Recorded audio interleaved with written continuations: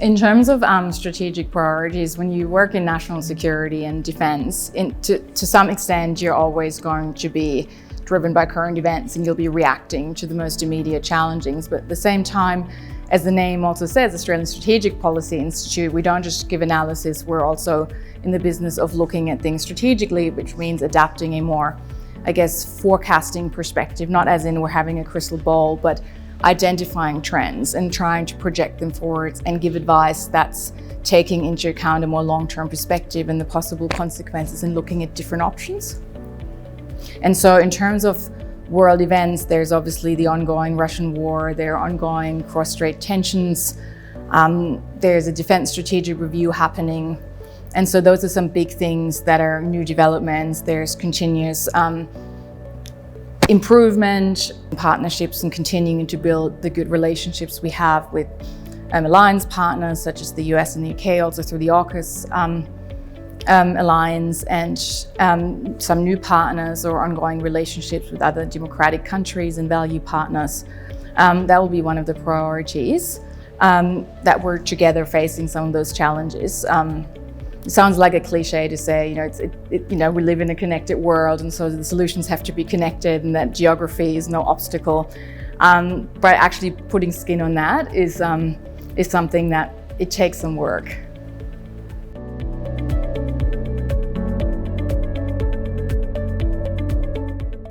I think it's important as we're moving forward that we're letting go of these mindsets that we have one or two priority areas. And I know that a lot of times it just has to be this way in terms of budgets and structural issues of how things are set up institutionally. But I think the more we can look at things holistically, I think the better we'll be equipped, because those crises that are coming up, they're often referred to as cascading crises, as multiple crises. People more and more sort of adopt a complex systems approach to see what the connections are. And I think if we can also allow that as much as possible to flow into our responses, not just analysis, but also how we're structuring our responses. I think that's one of the most important things we can do when we're looking at threats like climate security, and the instability that comes with it, and how that would be related to other strategic issues and security issues in various areas, and how it would impact on overall stability. And then of course terrorism and extremism. I think we have the ongoing challenges that we've had and that we've gotten accustomed to during the last 20 years of the global war on terror. And even though that era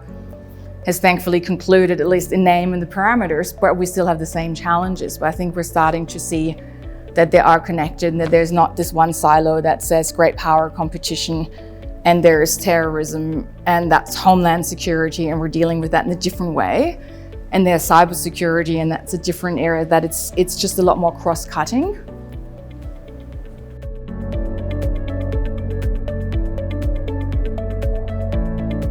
We're in the business of crises and tensions, so I guess in that sense it hasn't really changed. It's still the same agenda that we have, and to be able to give independent advice and to keep the pace with developments, and also that forecasting element of looking things strategically. We have the luxury of being outside of government, where we're not constrained by maybe certain organizational parameters. We can just look at it from the outside and give this wild and free advice, but trying as much as possible to see how maybe trends that seem really important today, whether we think they would still be an issue tomorrow, what will happen if we neglect certain areas. So we're trying as much as possible to make that important connection between the short-term trends and identifying crises as they are now, and what the possible consequences would be in mid and short term.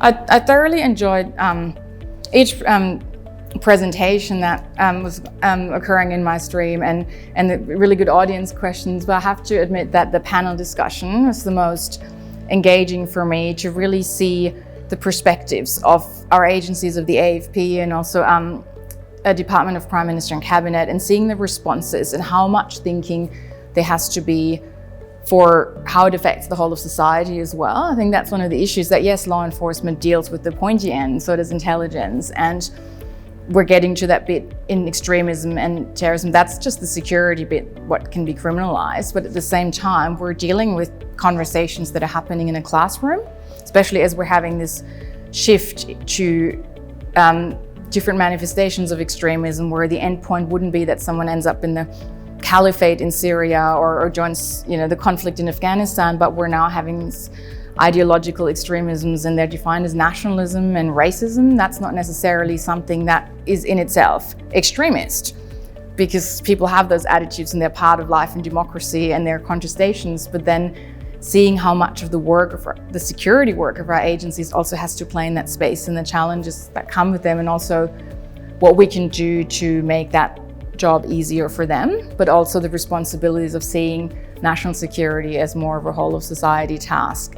Not that we're on hyper alert for risks and threats all the time, but that some of these things are just ongoing conversations we have in democratic societies. They're parts of national power, how we project ourselves outwards, international groups. So that was, for me, I guess, a good reminder today, a big takeaway.